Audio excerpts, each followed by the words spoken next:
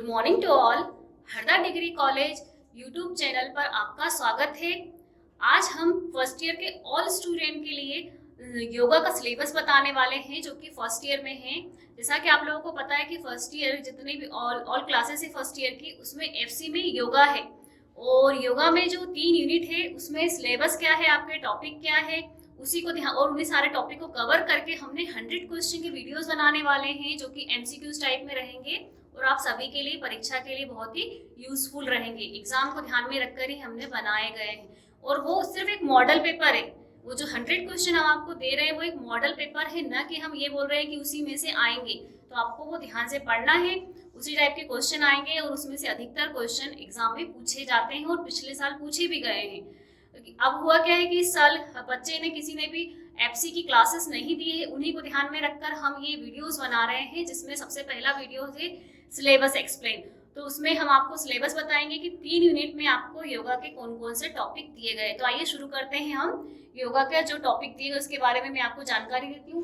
देखिए, सबसे पहली जो इकाई है, मतलब जो सबसे पहली यूनिट है, उसमें है योगा और योगा का अभ्यास और उसका परिचय। उसके बाद है योग की उत्पत्ति और उसकी परिभाषा और उसके बारे में गलत धारणाएं। नेक्स्ट टॉपिक है हमारा योग की उत्पत्ति और उसका इतिहास और उसका विकास। अगला टॉपिक है हमारा योग अभ्यास कर्ताओं द्वारा किए जाने वाले नियम का पालन। और फोर्थ टॉपिक है योग प्रथाओं का परिचय। तो ये हमारे फर्स्ट यूनिट है जिसमें इतने टॉपिक दिए गए हैं, 4 टॉपिक दिए गए हैं, जिसमें से सबसे पहला है कि योग और योग अभ्यास परिचय। तो है योग की उत्पत्ति और योग की परिभाषा। जैसा कि योग की परिभाषा के बारे में कहा गया है, हर विद्वानों ने, हर ऋषि मुनियों ने अलग अलग परिभाषाएं दी है, जिसमें सबसे पहली परिभाषा ये है कि योग शब्द का मतलब होता है जुड़ना, जिसमें आत्मा से, परमात्मा से, जो हमारी आत्मा है उसको परमात्मा से जोड़ना, या समाधि। अलग अलग अभ्यासकर्ताओं ने या अलग अलग ऋषि मुनियों ने अलग अलग तरीके से इसकी परिभाषाएं दी है, लेकिन इसका जो अर्थ होता है वो क्या होता है? जुड़ना।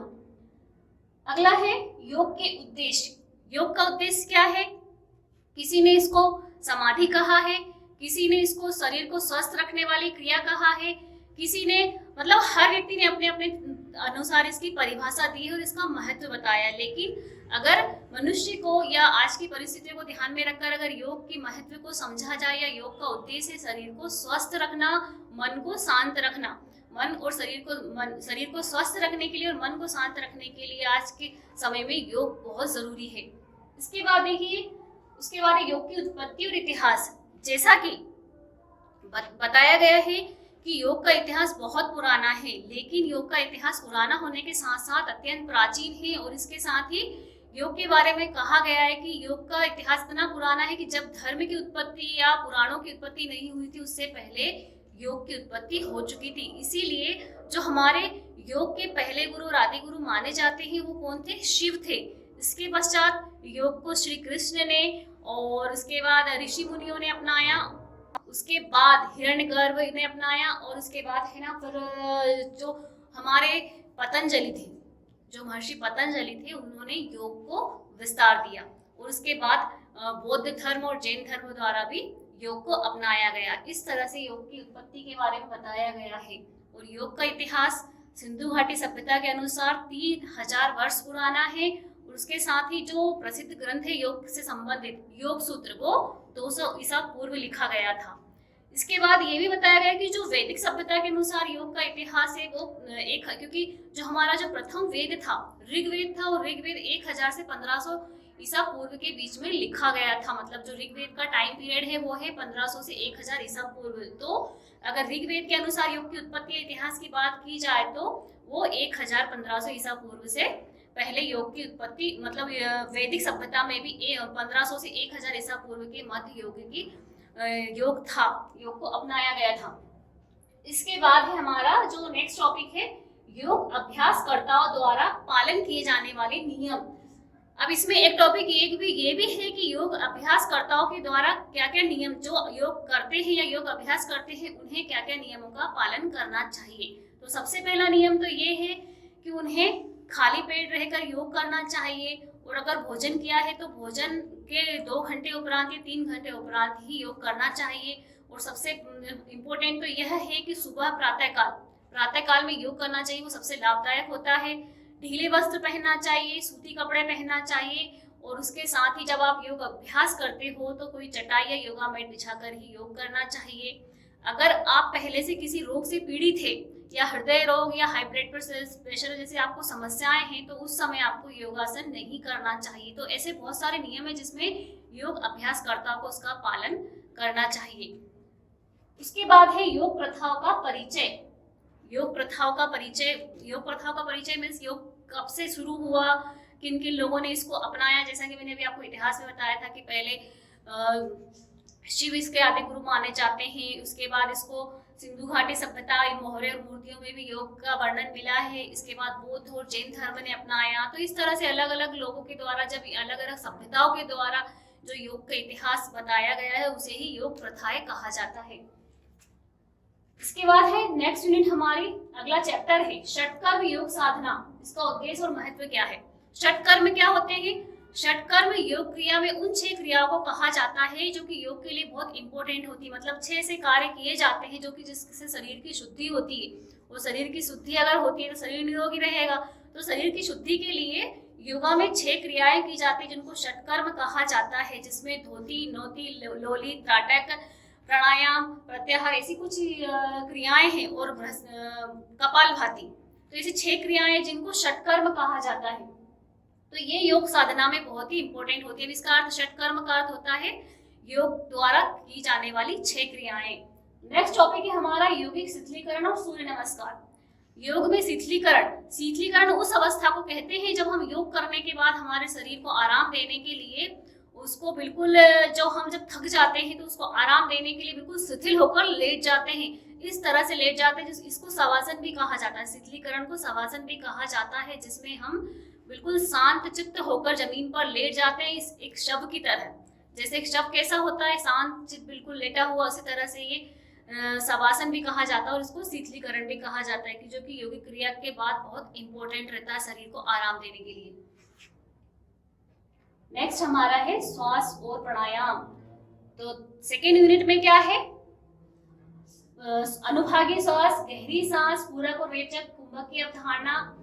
तो जैसे मैंने आपको बताया था क्लासेस में कि जो योग है उसमें श्वास बहुत जरूरी है कि गहरी सांस कैसे लेना है, श्वास को होल्ड करके, मतलब ब्रीथिंग को होल्ड करके कैसे रखना है, उसको छोड़ने, बाहर नियंत्रित गति से छोड़ने को क्या कहते हैं, अंदर सांस लेने की क्रिया को क्या कहते हैं, या फिर उसको होल्डिंग प्रक्रिया को क्या कहते हैं। तो ये श्वास की जो क्रियाएं हैं उसमें योग में उसको पूरक, कुंभक और रेचक कहा जाता है।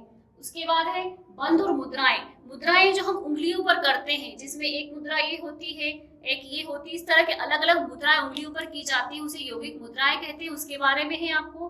उसके बाद है बंध 4 तरह के बंधों का बताया गया है। बंध वो क्रिया होती है जिसमें शरीर में अगर कोई बीमारी हो, तंत्रिका या श्वसन तंत्र में, तो उसमें बंध के द्वारा उन बीमारी को उसको बांध दिया जाता है, मतलब उसको खत्म कर दिया जाता है। तो इस तरह से 4 बंध लगाए जाते हैं। बंध मीन्स होता है बांधना।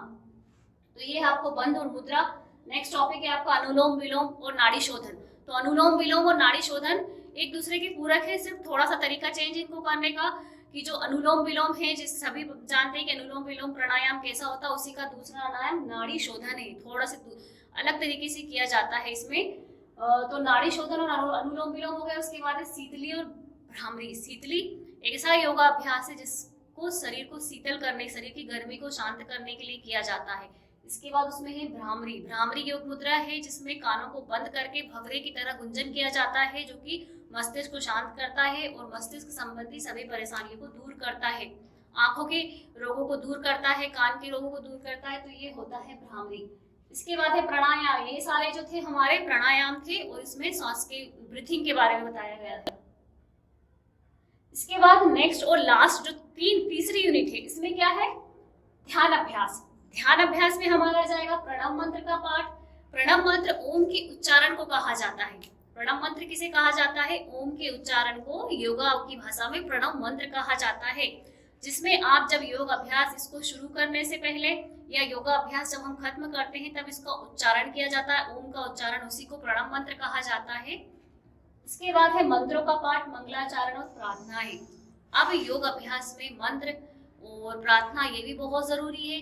एक अच्छे योगाभ्यासी के लिए ये कहा जाता है कि जब हम योग का अभ्यास करते हैं, योग स्टार्ट करते हैं, शुरू करते हैं, तो शुरू करने से पहले प्रार्थना करनी चाहिए। जैसा कि हिंदू धर्म में कहा गया है कि कोई भी मंगल काम करने से पहले, शुभ कार्य करने के पहले हम हमारे इष्ट देव या गणेश जी की प्रार्थना करते हैं, मंगलाचरण कहते हैं उसको। तो इसी तरह से योग को शुरू करने से पहले भी प्रार्थना या इष्ट किसी मंत्र या श्लोक के द्वारा जब हम प्रार्थना शुरू करते हैं तो उसको मंगलाचरण या प्रार्थना कहते हैं या मंत्रों का पाठ कहते हैं।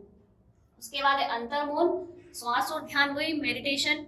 उसके बाद है ओम का ध्यान। जैसा कि मैंने अभी आपको प्रणव मंत्र में बताया कि जो प्रणव मंत्र होता है उसमें ओम का जो ध्यान किया जाता है। तो इस तरह से आपको पूरी 3 यूनिट है और इन्हीं 3 यूनिट को ध्यान में रखकर आपको 100 क्वेश्चन की एक सीरीज बनाई गई जिसमें MCQs है सारे वीडियोज में।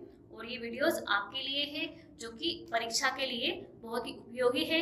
आप लोगों को सभी को ध्यान से पढ़ना है और ये सारे वीडियोस को ध्यान से देखना और सुनना है। Thanks for watching.